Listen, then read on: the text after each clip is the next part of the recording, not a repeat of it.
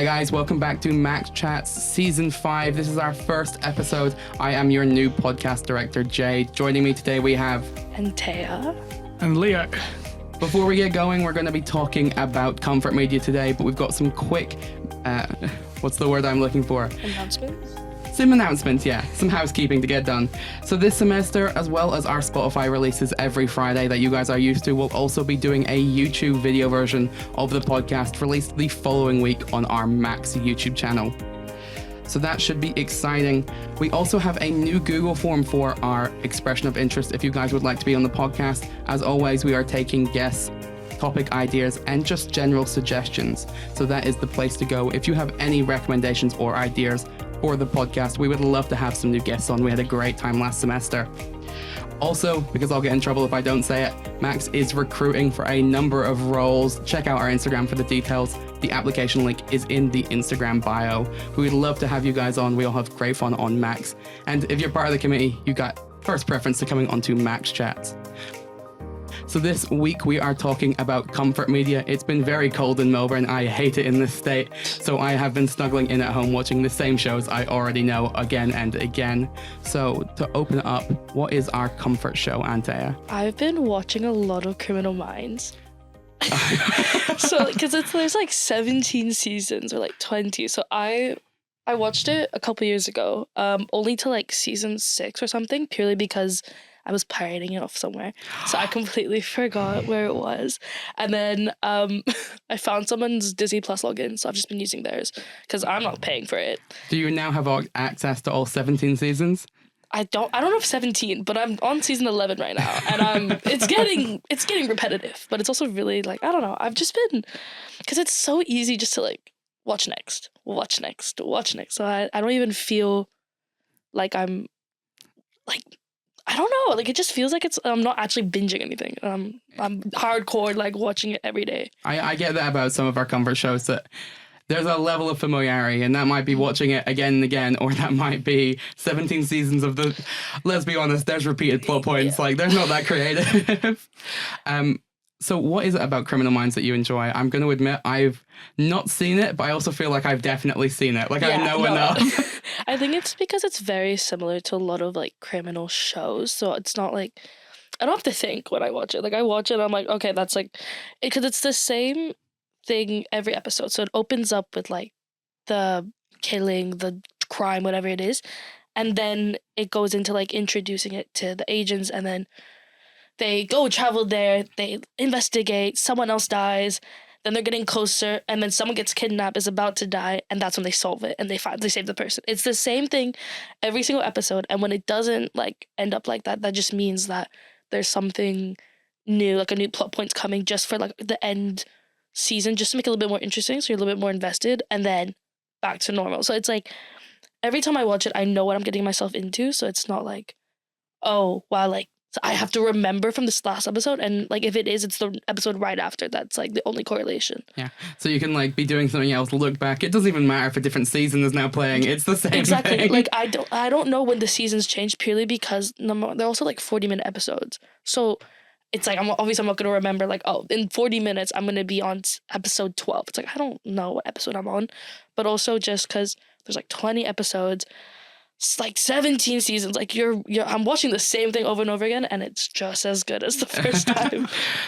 What drove you to make Criminal Minds your comfort show? Was it like did you just sit down and go, oh, I watched this before, maybe I'll watch it again, and it just binged? Or were you like, I need a comfort show right now, turning to Criminal Minds? I was binging Bob's Burgers, which was fun. But respectable choice, yeah, yes. Thank you. But it also...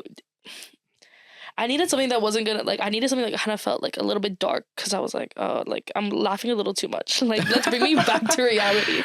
And then I was watching it, and then also just because I think I got a TikTok edit of like, I forgot his actual name, but who plays Aaron Hotchner on the show. Very attractive man. So I was like, wow, I forgot about him. Let me go rewatch it. And then I was hooked. So that's what's been.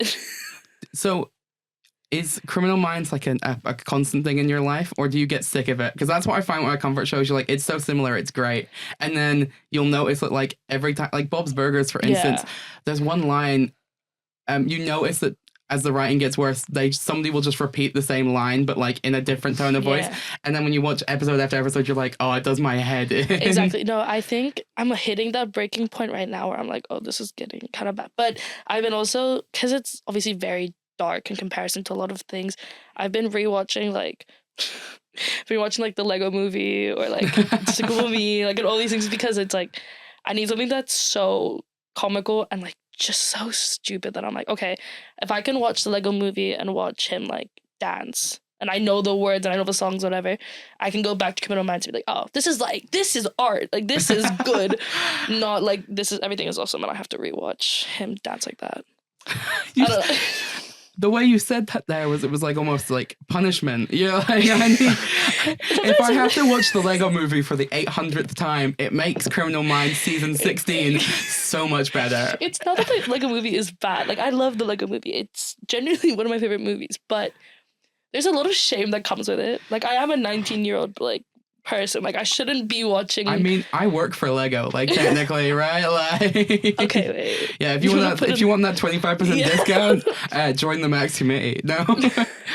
All right. I mean, there's so much to unpack there, but I think we should let Leo have a go. Do you have any comfort media or just anything you've been finding comfortable that you've been watching recently? There hasn't been anything I've been watching recently, but there's been a game I've been playing. It's called Tekken 8. Oh, all right. It's a fighting game. That's like my comfort game. It's very peaceful, very zen. I can just practice combos. So are you... I don't even know what Tekken we're up to now. Wait, I'm so lost. What is that? Tekken's a fighting game. Yeah. Okay. So it's like a fighting game, kind of... If you think of a fighting game, it is that. It's like side on, like 1v1. Like imagine like Street Fighter, Mortal Kombat. Okay, I was thinking of like Street Fighter, like that. Very similar. Very similar. Yeah. Like if you held characters up against, like if you put a gun to my head and said what game is this character from, I couldn't tell you. It's like the same in my brain. So are you a big Tekken player? Did you start as a kid and it's just been a constant? I never played as a kid actually. I only got into it for like Tekken 7, but Tekken 7 came out like 2012-ish, like a long time ago.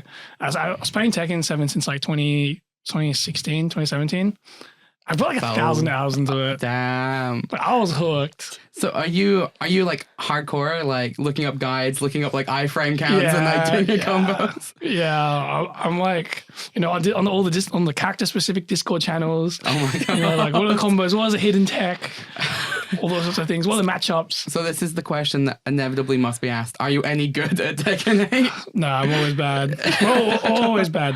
You're never good. Yeah, I feel that. I got like really into Super Smash Bros, which is the worst one to get really into because it's not even like Melee or the ones people take seriously. It's just like, oh, this is fun.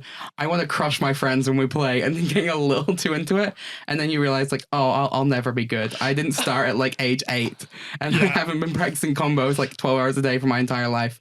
I will never be a good player at this game. I remember I was trying to get into Smash and then I was like, oh yeah, I'm meeting up with my friends. I must be good. Then I hop online and I get like smashed. Yeah. And I was like, oh my God. I can't play. I exclusively play fighting games to play with other people in the same room, not to get like thrashed by someone that like goes on mic and you realize it's like an 8-year-old and your confidence is destroyed.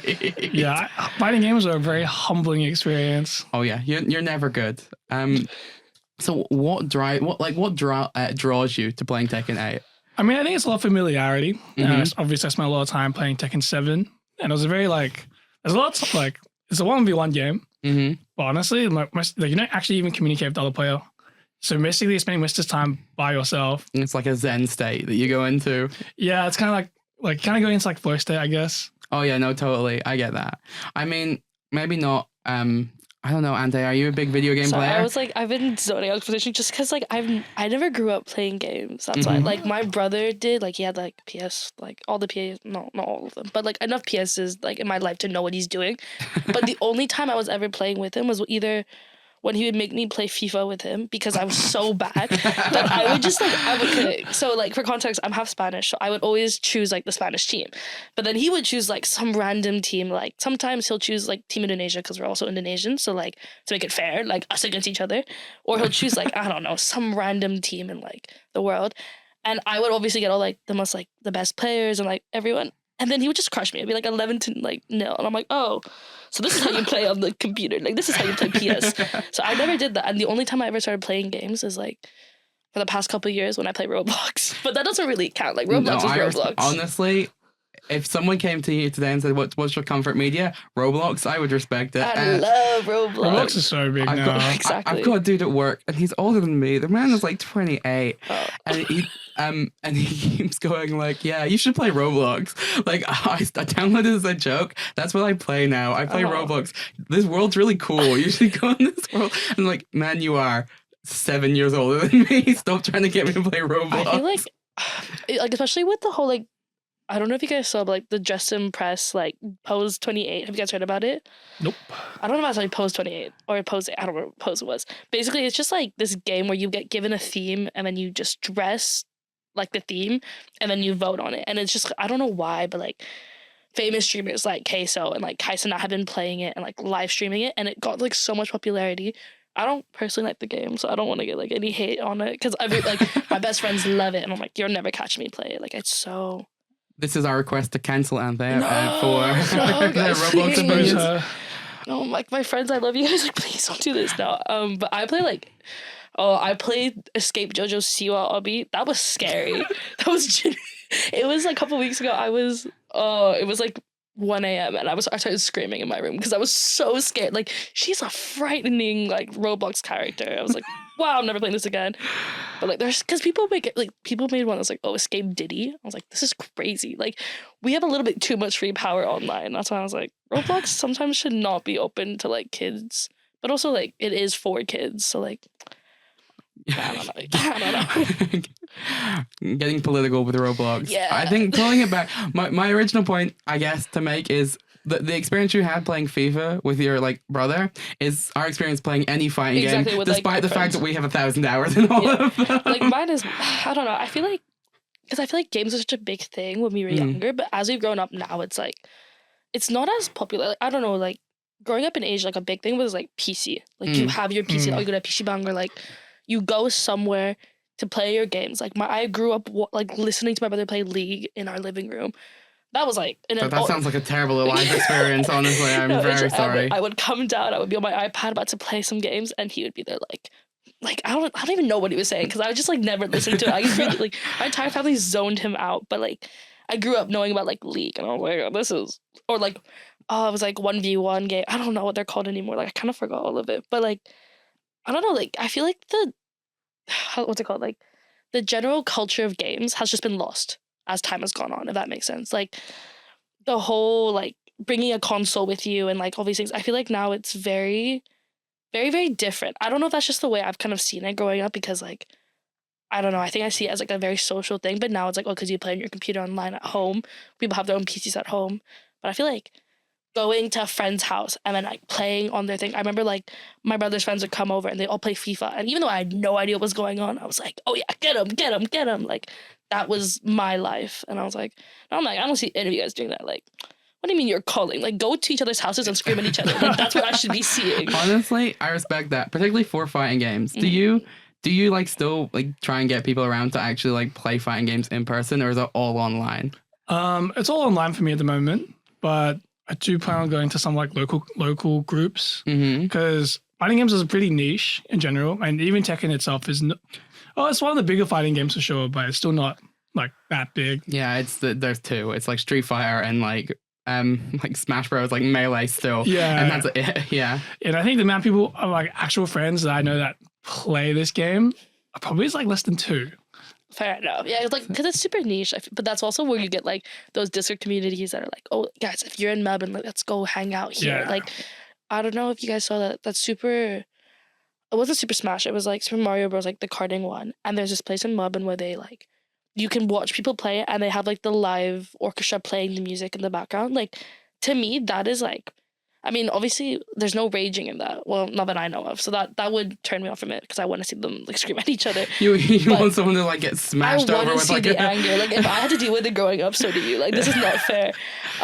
No, but I feel like I feel like gaming is such a big community that this community has like transcended online, which is super great. Like obviously interconnectivity and like all these things, but I feel like a core value of gaming in its heart was like you make your good friends through that because of that, and it's like I don't know. I feel like the in-person action about it is like not more fun, but I think it's something you lose, by moving online.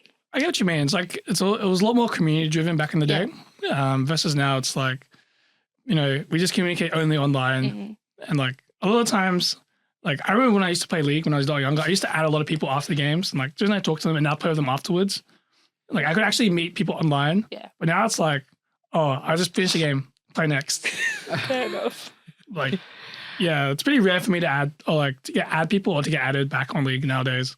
On League. Fair enough. I don't know. I haven't seen my brother play League in years. Yeah, I mean, that's like League is a world of its own now in terms of like, I feel like trying to find social connections on League is like walking around a dark alley just going, does anyone want a friend? Like,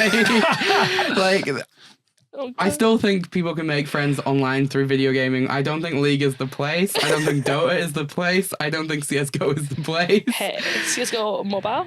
That was where I was. CSGO mobile. No, it was crazy because they had this. Oh my god, Anthea's a fucking iPad kid. No.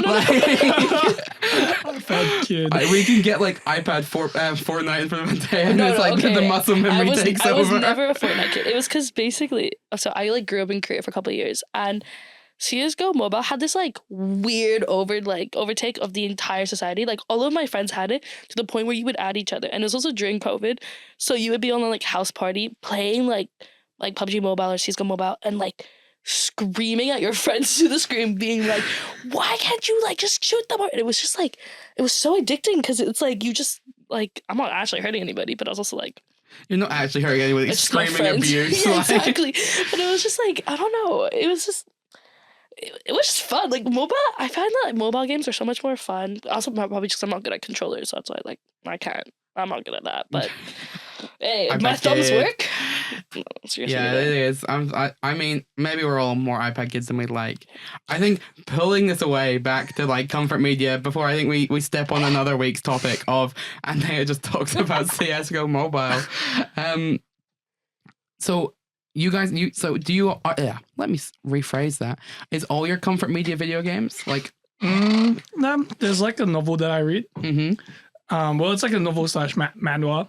Yeah, it's called Omniscient Reader's Viewpoint. I don't know if you guys have heard of it. I think I have heard of it. I've read a tiny bit of it, and I think if I remember, and like the first time we met in like a MACS meeting, it was you and somebody else just like going, read this guy. I think it was me and Alyssa. Yeah. I have no idea what you're talking about. Do you want to explain it to Anthea? It's like a Korean web novel, but it also got redone webtoon, into a webtoon. Yeah. So there's both forms, and it's like. It's very Korean tropey. Dude reads a book and it comes to life, and then he knows everything that's going to happen and like all that stuff. Fair enough. But I think it's really well written, and I think there's something comforting about like reading a story with like really like well developed characters. It's like so whenever time I reread it, it's like it's like saying hi to your like old friends basically. Yeah. And it's very like I think you already know what's going to happen. You can kind of I think it's like. Fun because you can kind of like start to piece things together like earlier and like there's so many things you skip on like the first read and on reread. Oh shit! I'm smarter now. So this is something you've reread a lot. Then is it finished? Because I know the manual's not. Or the not. Web. Yeah, the web novel's finished. Finished quite a while ago. Yeah, I think I've read it reread it like twice. Yeah. How many chapters is it? It's a web novel, so I imagine in the thousands. It's about 560 something. Are they long chapters though? Or? They're long. Oh god. Yeah. That's a lot of commitment then. It's great. Fair enough. Korean like web novels and like Japanese light novels are, I don't know, they hit like that fan fiction spot of like 500 chapters of like this like so total talented. comfort media like of sort of very similar. And I think I was even going to bring up a slightly media student-y point of like the trope that's in a lot of Korean like webtoons and web novels and things of like the characters actually already know what's going to happen is like so comfort media of like you already know what's going to happen, and so do the characters in their own world. The stakes are very low. It's just like a kind of immersing yourself in the world, very comfort thing. I think it's kind of meta actually. Like I'm reading. something as a comfort media because I know what's going to happen because the character knows what's going to happen. Yeah. And then there's like tiny deviations, and that's the tiny deviations in whatever crime show Anthea watches, where it's like this time they get kidnapped and then they escape and then they find out who did it. Yep. Earth-shattering change. Good. Yeah. Are you a big like is web novels not like a comfort read anyway, or is it just like this one specific thing? I think it used to be more of a comfort read for me. Mm-hmm.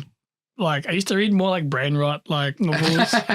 Like I don't know if you guys know anything about like web novels at all. Like have you guys read these sorts of web novels? Yeah, I had a bad phase as like a teenager. Same, like just like brain rot. You're like, Yeah. this is like each like I guess each country has their own like type of brain rot novels. yeah. Like the Japanese one was like, I died, I get hit by a truck and and then like I respawn in another world. No. There was I'm sorry for cutting you off, but I was reading like a newspaper article that was like Japanese truck companies getting really annoyed at the media industry for ruining like the reputation of their company. Going, every piece of media just has their main character get hit by a truck at some fucking point. Can we all stop slandering my industry? Yeah, it's such a big meme now in Japan. Like they call it truck-kun. Yeah. Yeah, like it's just such a reoccurring trope. Oh yeah, I've seen there's kind of what's the word that I'm looking for? Not thirst trap, but like the edits that people do where it's like I was like, thirst trap's crazy. no, but you know what I mean, like what they do for like pop stars. Oh, where fan cams? Yeah, it's like fan cams, and it'll just be a truck. Like I have seen that. That's oh god. Yeah, I'm gonna start doing that with like the Coles and Woolworths, like the Woolies like delivery trucks. Fan camming them when I'm walking the street. Hey, I will support you in that project. We will just start recording. I'll ask MACS marketing. I was like, can you put this up for me? Like, it's really important. Honestly, I would respect it. Sorry, you continue. So But yeah. So I didn't read like the Korean or the Japanese ones. I was reading like the Chinese ones, and like they're super brain rot. Like I don't know what it is, but like there's like this like recurring trope where it's like you get like a main character who's like underestimated, and then he like what's the word for it? Like he gets underestimated, and then he's secretly OP, and then he like he proves himself. He asserts dominance over like the people who are looking down on him, and it's such a reoccurring power fantasy in like Chinese martial arts novels. Yeah, and it's the same I would say with like Korean web novels as well. There's a bit more creativity, but like webtoons are like super that one trope. They love that trope. Yeah, they love their power fantasies. Yeah, and like and Japan's the same. I think it's like not to be too major student. I think it says something of like a lot of these things are like Korean web novels are get read like a new chapter is released and read on the train by people going to work or like exactly. shooting. So like it's so true though. I see them on the subway all the time. So it is for people like, God, my life's a bit shit. So like that is why like all these tropes come out. I think there's something there of like I don't know. I'm not going to quite say like your NCIS show is or Criminal Minds is because NCIS like too though. Don't worry about it. I finished it. Yeah, I'm not going to say like the fear of crime and that society leads us all to watch crime shows, but I think there is something that like webtoons are something that's like the entire industry is like a comfort like industry. Like it's not just like, oh, this is my comfort show. It's like this stuff is like the tropes and the popular stuff is all about making people like comfortable in a bit of like capitalist shell kind of. Yeah, I think it really does reflect, like societal attitudes. Yeah, like Truck-kun is just me like walking in campus and like the campus bus coming past me going, hit me, like do it. Like it's really depressing the more you think about it. Like, yeah, like, I fantasize about getting hit by a truck and respawning into another world and being OP. Like this is insane. I was like, this competition's insane. You actually dream about like no. As in like it's like a pretty like I guess more unconscious thought. Yeah, like imagine if I was in this show right now and I could like it's like the fact that these sorts of shows and ideas are really popular. Yeah, it's like but you're a uni student, you know this of like a car you're crossing a road and the car runs a red light and you're like yeah okay, like the vibe is just not. No, my thought is always like if I'm walking across this is so bad or like every time I'm okay. I'm gonna go diverge for a little bit. Every time I'm like in a car or like anywhere on my way to go to practice, I think I'm like, oh, what if I get hit? What if I get into a car crash right now, and they need to sub someone in for me for dance, and no one knows that, and like they all get mad at me. They never know that like I'm actually like hitting a car and I'm like an accident, and no one ever finds out. And that's like this like, but that's like I don't know where this I come think that's from. the crime version of this. If you're like, oh my god, what if my life isn't a crime TV show episode that's perfectly complete by the end of it? I know, because that's literally what I think every time. I'm always like, what if I just like, also because I don't have any like family or like close family in this city at least, so it's like, what if I just like actually get hurt like badly and no one finds out? And I don't know, I feel like that's like part of this like weird inkling in my mind. I'm like, oh, I'm just like mysterious, but like no, like I'm actually in so much danger if I do that. I don't know. Car approaches. Oh my god, this would be great for my mystery act. Like, I'm like, this would add so many aura points if I just get like hit by a bus right now. Like, guys, like, okay, you know what? Like they add. The reel for this week is just gonna be that one sentence. Like, I'm not gonna cut anything. It's not gonna be any longer. It's gonna be 5 seconds long. Okay, and if my parents are listening to this, because I always send them to them. Oh, that's so cute. Number one, I do love you guys, and I never want you to worry about me. But it's not. It's just like this might be something I have to unpack in therapy. But oh, no. it's like, Max Chats is here for that. No, yeah. I get that. It's like a level of intrusive thoughts, but like there's a little tinge of Eunice there. Of like, it's definitely like, oh, I'm gonna be on the news. Yeah. It's not that I want to be, but it's always like, oh, I was like, is anyone gonna notice me? It's like, no, like, okay, babe, like, you You're like move on with your Yeah, life. it's the thing of like, oh my god, I'm gonna be in the news and I'm wearing this. Yeah, like, no, literally, I'm like, they're gonna see my body and I look like this, like, oh no. But I think that's also just because it's like I think partly it's also because I've been watching a lot of crime, like just my entire life. It infects your like, brain a bit, yeah. My family, we always grew up watching like Law and Order SVU. Like that was a big thing we like always loved. And then I got really into NCIS. I was like, oh yeah, Navy? I'm gonna do it. I can barely run. Like, what do you mean I'm gonna have to do Navy? Propaganda works, no, right? literally, like it's so bad. Like you watch Top Gun, you're like, yeah, I can fly a plane. Watch me up there. Tom Cruise, you have nothing on me. Oh, that's so bad. Oh. I'm so sorry for like damaging this entire conversation. Like that was insane. No, I mean it wasn't that different. I mean, unless Leo had anything left to say about web novels, I want to ask about your families watching crime and if that impacts it at all. Oh, I definitely think so. Okay, like I'm sorry for outing you here, Mom, but I don't feel like you should be embarrassed about this. But she watches a lot of like Stephanie Sue, like Broad and Mango. I don't know if you guys know her. Basically, she's this woman who just talks about crime. Like she has 40-minute, it's like her own podcast just about crime. And like she goes so deep into it. I never watched her. I also personally don't really like her. It's not my type of content. But I like it when it's manufactured for me. Like I don't like it when it's real. I like it when it's properly developed and thought out. Also by having sexy people perform it for me. I'm like, yes, I like you in this show. Like, good job. Does that play into the getting hit by a car thing of like, yeah. I wouldn't watch it if the actors were wearing what I'm wearing right now. So Yeah, like, no, I need to be like, better. I'm like, if they put a photo of me there, like, is my fit hard? Like, am I getting recognized for my fit being hard, or am I gonna be caught out being like, imagine getting caught wearing this? Like, no, you can never catch me there.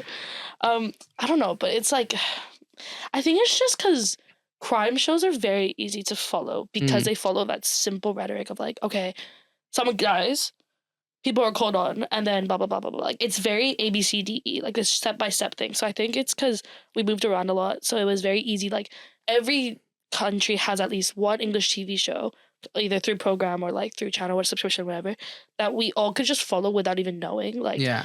it wasn't anything that was like, oh, like, I have to learn about this. Like, I have to start from the beginning. Like, no, I could just watch, like, turn on Law and Order SVU season, like, 3 and season 12. Same thing, just different characters. And it's easy to move on with it. I think, as the only person in this room that speaks half a language, I think there is something there as well of, like, this is one of the 18 or something languages that Anthea speaks that, like, there's no extra cultural knowledge. Exactly. There's no, like, even if you are learning English first time, which you weren't, but like, there's no extra knowledge, there's no extra jargon. You're just like, oh, I can just kind of develop this. Very easy. And I think it's also because it's very basic as well, that even people like my friends who maybe English wasn't their first language, they could also watch it with my family and like click on really easily.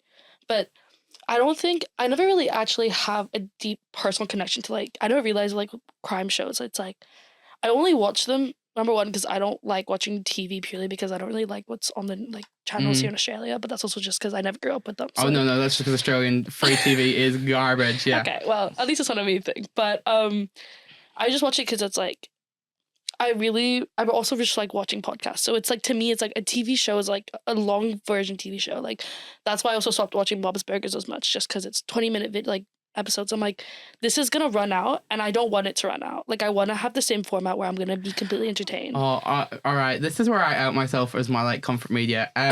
There is a podcast, and I've talked about this many times, but maybe not actually recorded, called The Worst Idea of All Time, and it is two New Zealanders who watch the same movie every week for a year, and it is my comfort podcast because not only is the movie they're watching the same, it is like it's basically always covering the same topics, but they just get slightly more insane each time they have to talk about the same thing. Same movie every week. So there's like 10 seasons. I've been doing it for like 10 years, but it's like each year is like a season. So for like the first season, they watch Grown Ups 2 every week for a year. And it is just them going mad. So it kind of hits the same vibe of like, it's the same stuff every week, the same things. But then there's a little twist, and the little twist is them going, you know what, I think this week, I think the background character is actually the villain behind everything. It's just a little bit of, and I think it is total brain rot as well. I feel like this is your Chuck Coon. Like, he has his like Chuck like OP becoming OP. I have mine where I'm like, I better like my fit better be hard if I'm in a car crash, and this is yours. Like, just watching your movie once like a week. Well, it's the same ones that do a podcast called Till Death Do Us Blart, in which them and three other like podcast people watch Paul Blart Mall Cop 2 every year. Once a year for Thanksgiving, they watch it every year. And it's this thing of like, the first episode came out when I was like in high school, like when I just started high school. And then you can't binge. It's like, there's an episode a year, and I've listened to each episode like 12 times. Because it's just like, I don't know, man. It's just so comforting to go, it's the same thing every time. And it's an absurd idea. But it's the same idea with like the Barbie movie coming out with like 50 of the same things. Yeah. Like, I think my first ever like time where I realized like, oh, this is comfort, and all my friends agree with this. It's like the Barbie movies as a like kid growing up. Oh yeah, totally. Amazing. Like, they were just so good. And then I tried to rewatch it, and I went, I'm never opening up a Barbie movie again in my life, because if I watch this again, and this is the quality that I grew up with, number one, that's gonna ruin every like emotional like attachment I have to it. But two, like, why is that kind of bad? Like, low key, I'm like, oh. I think it explains. I was listening to someone talk about this. I think someone I work with is a parent, and we're talking about all like the direct-to-DVD Disney sequels, and they're like, why do they exist? And they're like, for children, for the kids that will watch. Like, oh my God, I watch Frozen. I'm going to watch Frozen every single day. Mm-hmm. They exist for those kids and for the parents to go, well, at least it's Frozen 2. Like, at least it's a different one. And maybe not Frozen 2, but like, there's like 3 Aladdin sequels and stuff. Or like, The Lion King has like The Lion King 1.5 and like things like that. And it's like really cheap. It's made for kids who's like, oh my God, I like one movie. It's The Lion King. Let me watch it every day. It's made for them of like, it's the same show. It's just the same movie. But just in a different format. Yeah. Like, I think Barbie movies are the exact same. I think 100%, all of the, I think like The Land Before Time, there's like 14 of them. Like The Land Before Time, like the dinosaurs cartoon, I got for my partner as like, they're like, this is I'm having a bad time. I need comfort media. And I'm like, all right, we'll get you all of the Land Before Time movies. And they are just the same movie 14 times. I feel like that's what I don't know. I feel like we still see it now, but it's such a different, like, I miss having like CDs. I don't.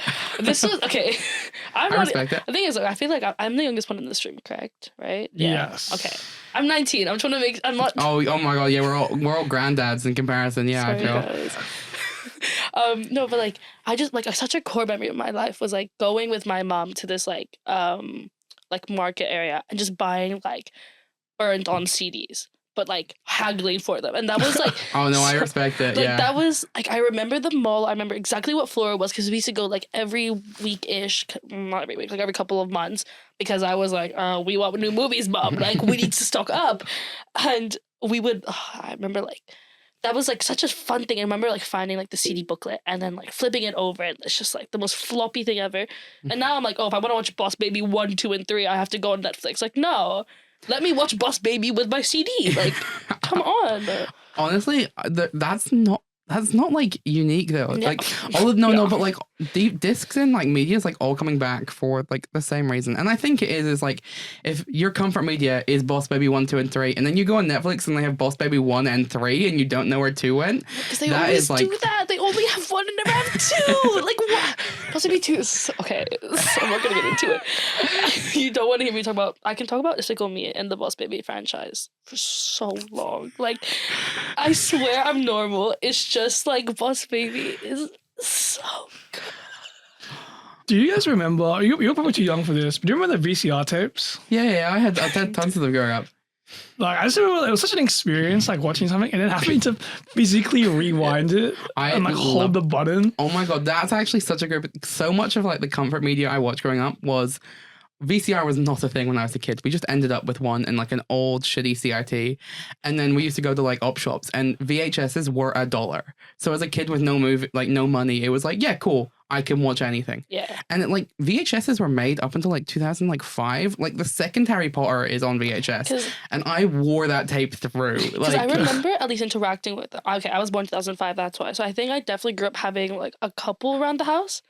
Yeah, I was born in 05. That took a minute. Oh. Yeah. But I grew up like seeing them, but I don't ever remember. I think I was like still too young to be trusted with it because I probably would have like crushed it in my hands and been like, oh, tape and like. Yeah. But CDs, like, oh, you put me on the CD. I was like finger disking it around. Like my mom would, every time we were in a car, she would be like, put down the CD. I'm like, no, it's fun. It's fun. It's fun. Guys. No, VHS is a good call. I think some of the things that were my comfort media was because like nobody could stop me. Like no, like if it was like a tiny shitty CRT that we had like in our kids' room. What's a CRT? Like the old televisions that are boxed. Oh, okay, that's what they're called. Yeah. Sorry. It was like nobody could like if we had to watch it with a family and I was watching the same movie again, they'd get fucking annoyed. But if it was like me and it was like I'm in my bedroom, fuck yeah, I can watch Harry Potter 2 again. Like I think, and it was the same, I guess, for like your binder of DVDs and stuff. I was like, you know what, this is mine. I get to go do this. It's like I know where it is exactly. Like I know how it like feels to take it out of the slip. Yeah. Oh my god, that's so like this is bringing back like memories I've never even like. I'm like thinking about like putting my hand on a little plastic slip and being like, oh guys, I need to go buy a CD later. So I just remember having like a shelf of like where all like the tapes and like all our CDs were. Exactly. And having to like physically open like the with boxes. The Velcro and like the Velcro. Yeah. Oh my god. And the CD flips. Like, guys, this is actually insane. Like these are memories I completely forgot I had. I'm like, wow, I was a child. Comfort media for you. No, literally. Yeah. Hey guys, we actually successfully did the topic. I'm genuinely impressed. When we realized the real comfort media isn't even what we're watching, it's just the idea of having to like put your hand in a plastic slip. Yeah. That's what we're gonna do for comfort. Is I don't even need to watch Boss Baby 1 or 2 or 3. I can just pretend to get it out of the slip and that'll make me happy. Exactly. It's crazy when I think about it. So you brought up VHSs. Did you have some strong VHS memories or one that you like wore through? Do you remember? I had a lot of like anime as a kid. Mm-hmm. What was your favorite anime as a kid? It's super niche, incredibly niche. It's called Zoids. It sounds really familiar, but I have no idea what you're talking about. It's like an anime about like animal. It's like mechs, but it's like animal mechs. Like, MACS. Oh my! So it's like Power Rangers. What's MACS? No, very like it's still like a bit like Gundam, where it's like you pilot like a robot, like a big robot. Oh! Sorry, I was like a little lost. Like mecha. Like Oh my god! No, the reason I think it's like Power Rangers is like Power Rangers was Ultraman, and it got when it came to like English speaking countries, they refilmed the everything that wasn't a fight scene. Oh. That's why. It's because Zoids literally was. Like there's a live action one that was Power Rangers in the country where like in the UK is they in great cultural appropriation kept all of the fight scenes and just recast all the actors as white. So all of the all of the bits that aren't fight scenes are white people interpersonal drama. Did you guys not know that about Power Rangers? I know they got really culturally appropriated, but never looked into it. No, yeah, it's like the reason why like you can see like like the cast of like the white version of the show, and it would cut to a fight scene and they're all different heights because it was like it's Japanese people in the suits, and then it's I think I was too young to even notice that in Power Rangers. Like I remember watching it, but I just think I was like, oh yeah, no, I was a child, to be fair. I was like, It's pretty interesting, like how TV back in the day was so like companies spent so much time and so much money trying to like fit media for a certain audience versus now it's just like, oh, who cares? yeah, and then people are like, oh, I don't watch subtitles, and you're like, bro, I don't know, maybe it's because you wanted your version, you literally wanted to be refilmed with just like a white person's face over the front, but like, yeah, they spend a lot of money, especially kids shows. Just like the thing about Power Rangers is fucked up is that like they would get the tapes from Japan, and like it's a bunch of different properties, like it's mainly Ultraman and things like that, but like some of them was like just different shows, and then they just get all rebranded as like Power Rangers, but they would just edit the fight scenes. I don't think anyone on the team could like speak Japanese, so they would literally just like get fight scenes in and TV shows in like Japanese and go, yeah, what can we do with this? Like they had no idea what the original plot was, as like thin as the plot is. I feel like that's crazy to me. I feel like that happened within Asia as well, though, because the only ever time I really remember watching Power Rangers was when I was back in Indonesia visiting my family. But even then, I was like, I'm pretty sure they were white. Like I knew there was one Asian guy, and that was it. Like I think the pink was a woman. I think red was Asian, and everybody else was like white.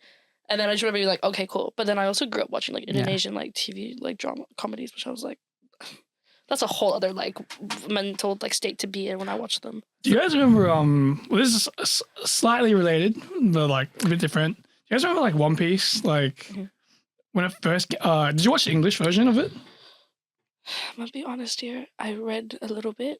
I've watched maybe an episode and I stopped. So for context, like there's the original Japanese anime. Yeah. And then like when they released it, so when it first came out in like in the West, it was like early 2000s, right? So then the dubbing companies like, oh no, I don't know, they changed so much. Like just there's like different versions. Like I mean, it's like the 4Kids dub.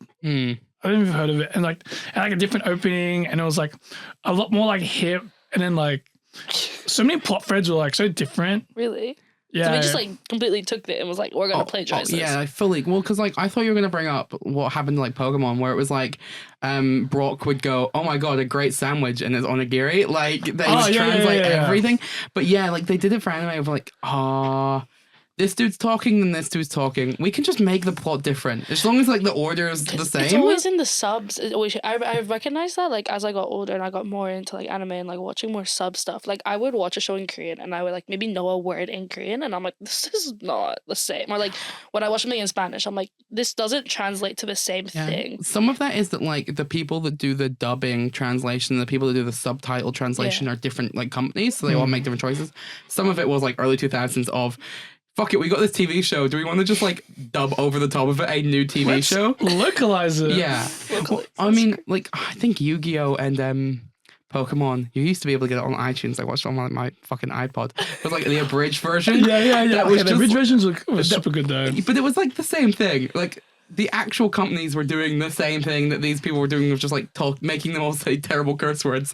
But like that's what the actual companies were doing. It's just going, oh, we've got this to deal with. Let's make a new show half the time, and then eventually you go back and rewatch it, and you like it's been redubbed properly in the years, and you go, this doesn't ring a bell at all. God. Yeah. I don't know. I feel like so much of my childhood, like I talked to my mom about this as well because like she grew up in Asia, obviously. So like I talked to her about like Doraemon and like all these things. Like, do you guys know Doraemon? Or is that just okay? I was like, no one's really acting. Like, it's just me in my head. But sorry, like completely in my head right now. I grew up like only seeing it, like, but I never really like interacted with the show.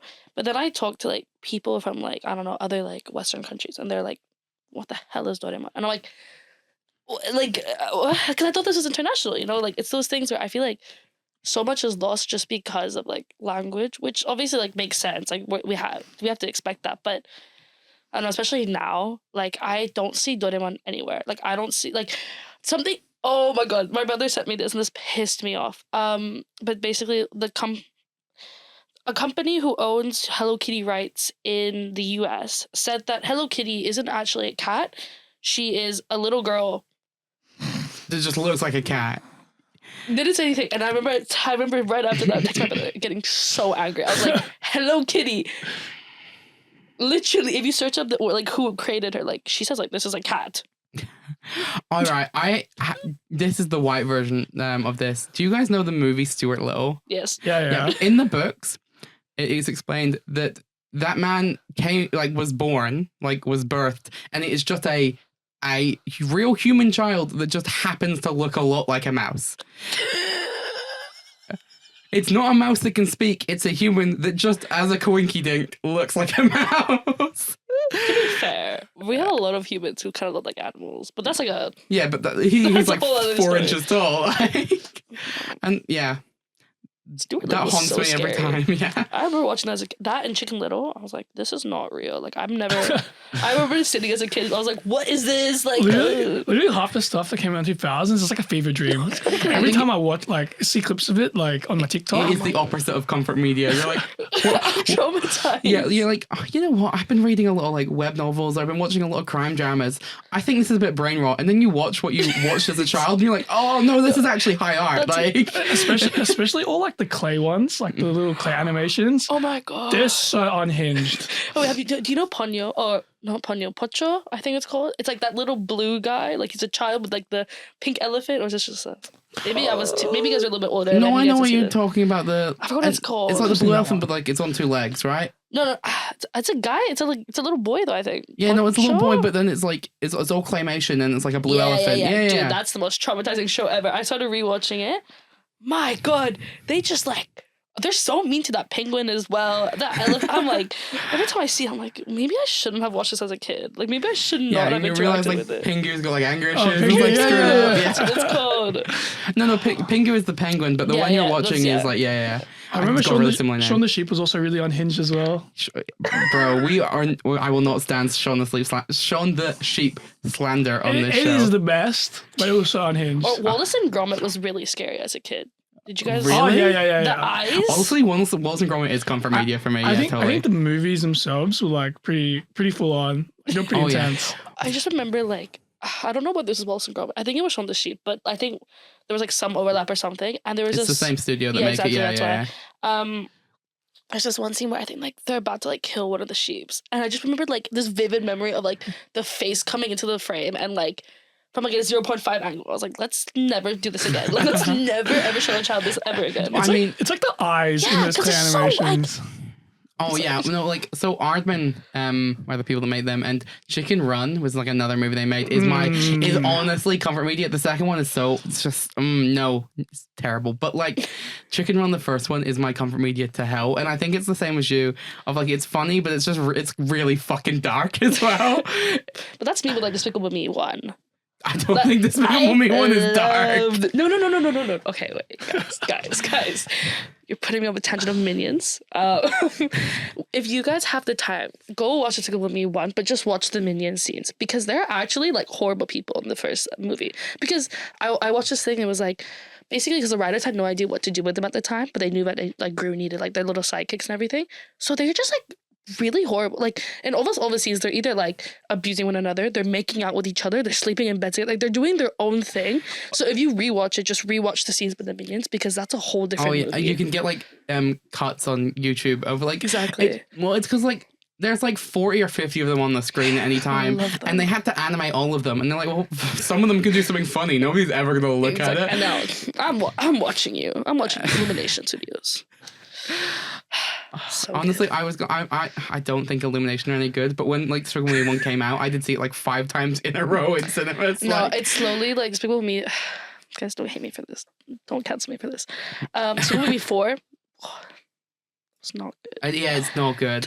If you haven't, have you watched it? I haven't watched it. Have you watched it? No, everybody's I like Despicable Me. I have terrible taste in movies. This is a bad movie. No, and I'm saying okay. Lego Movie is one of my favorite movies. Despicable Me 4 was insane. I don't think I would. I watched it twice, to be fair. But that's just because I love the Minions. I love you, Gru, but do not watch. Just spend your money on 1 and 2. 1 and 2, the 2 most goated movies of all time. I will stand on that hill. I will die on that hill. I don't want to hear I don't know, The Godfather or whatever. No. Despicable Me 1. Oh, all right. I mean, we might have to wrap this up soon, but I will say, in a similar vein of absolutely goated movies from my childhood of terrible, like slightly bad animation, Surf's Up 2007 slaps so hard. My partner hates me because I will watch it constantly.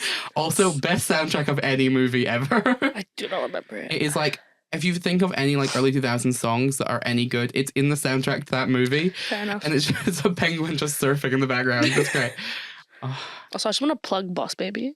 This week's episode of Max Chats is sponsored by Alec Baldwin in Boss Baby. Yeah, okay, to be fair, like I don't like Alec Baldwin at all. Also like he got off track. Anyways, that's a whole other thing. We're not making this political. But Boss Baby, if I'm on a plane and Boss Baby isn't on the thing, you will see me throwing a tantrum because that movie and Crazy Rich Asians. Okay, this is how it goes. I enter the plane. I listen to my music, whatever. I'm like, okay, I'm gonna watch a movie. I then proceed to watch Boss Baby. I take maybe a 3-hour break and watch the travel screen and see where I am in the world and just watch that over and over again. Go back to sleep. Wake up. Crazy Rich Asians. Done. That is the only way to be on a plane. If you watch anything else on a plane, you're psychotic. You have to watch Boss Baby, take a break, and then watch Crazy Rich Asians. Slight tangent, but have you seen like the trend of like raw dogging your plane flights? Why would you do this? Why would you do this? It's like the raw dog like airplane challenge. It's so because I watched one of these two guys who were just like playing tic-tac-toe with themselves. I was like, okay, like if I was on a plane and I saw these two men doing this, not only would I think they're freaks, but I also would be really uncomfortable. Like, if I'm sitting next to somebody who's playing tic-tac-toe by themselves, I will ask them to move because this is not something I should be sitting next to. This is someone that's going to have a psychotic break next to you, right? I have to deal with it. No, I keep mean, to yourself. I feel like that's pretty normal back in like. Yeah, obviously back when in the like phones and stuff weren't that popular. But then you could talk to someone. No one wants to talk on the plane. Who wants to talk to someone else on the plane? I'm just gonna chill by myself. You're gonna go, wow, love the view.